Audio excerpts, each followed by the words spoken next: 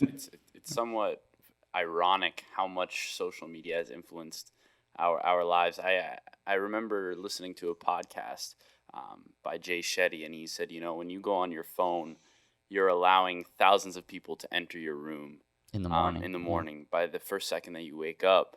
I'm curious on your end, do you think that there's an age where that sort of presence of social influence shouldn't be in your life? Should there be age restrictions to those sorts of accessibilities?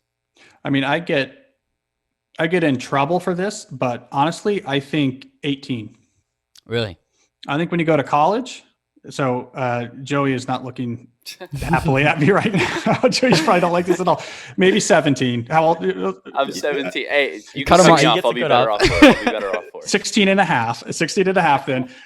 Roughly, I honestly think, look, we set the cigarette age like we did in part because we know there's massive neural development that happens during the adolescent year that, among other things, made the influence of powerful neurotropics like nicotine pronounced.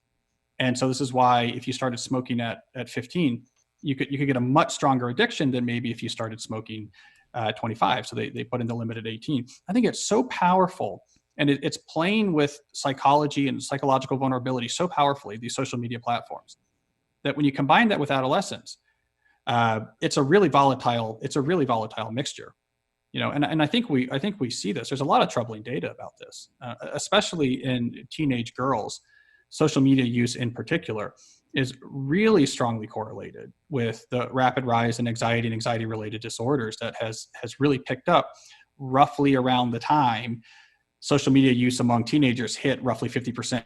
Once about the time that became a normal thing, you get a ski slope of a rise in these conditions. I think it's a mismatch. It's a very hard age to be exposing to things that are so manipulative. And I think we're just starting to learn that.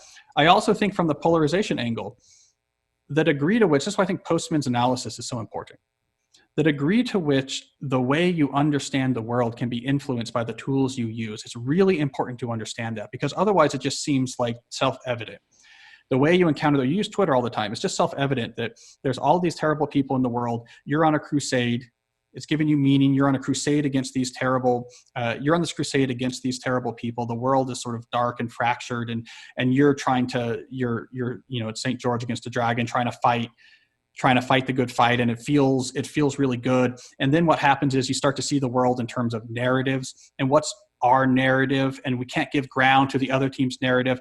And you've gotten rid of about 3,000 years worth of human intellectual development, starting with the back to the ancients, about how do we actually encounter the world and each other and try to get the truth. The whole thing is thrown out.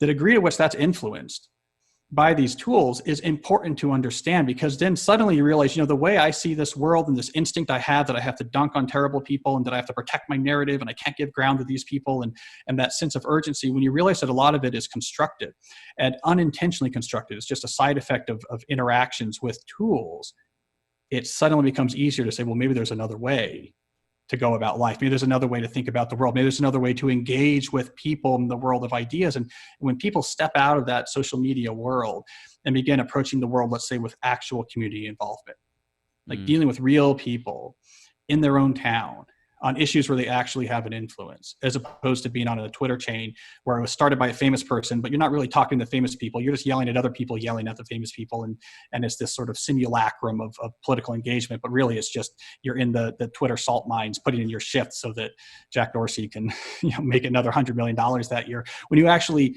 leave that behind and start from first principles, read hard books of political philosophy, start using the dialectical method. Man, I'm going to dive deep on what this guy who's on the other teams, the smartest people that that team has. Let me read that book, and then let me let that clash against what I think. And then in that clash, this is Socrates, in that clash, forward progress and understanding occurs. And it's unavoidable. You have to clash the ideas together. And in that collision, progress and thinking happens. Let me actually engage with real people. Let me get involved in political engagement where I can actually see my involvement made manifest. This was an issue in my town with this thing, and this thing is better. These are the people, we work together, this is better. Real people I know's lives are better. Force yourself to actually stand side by side from people from different experiences, with different backgrounds, different ways of thinking. Be confronted with that, to merge with that, to find what you like and don't like. I mean, all of this is an alternative approach to citizenship and political life that can be incredibly enriching. Aristotle said we were a political animal, that he's saying we were wired for this. When you realize like all this is possible, and this dark fractured world, when it's my team trying to defend my narrative against that team, and we have our media and they have their media, that's just basically a side effect of a profit-making tool. It's much easier to leave that world and go to the better world. So I keep going back, and I apologizing for preaching. No, that's totally all right. But I think it's just really important, because otherwise it's like the fish that doesn't know what water is, right? David Foster Wallace's Kenyan commencement address. You know, to the fish doesn't know what water is, he's only been surrounding it. If you've grown up with social media, your brain has been marinating in it. It's the way the world seems to be. And it's like, well, let's just burn it down because the Nazis are at the door, you know? And you don't realize the degree to which that is actually affected by this little glowing piece of glass that you've been trained to carry around and look at all the time, because there's these investors out in California who really wanted 100x return, because you know what? They only have 3 houses in Napa and they need a 4th. You start connecting those dots, it opens up a lot more possibilities for a more flourishing life.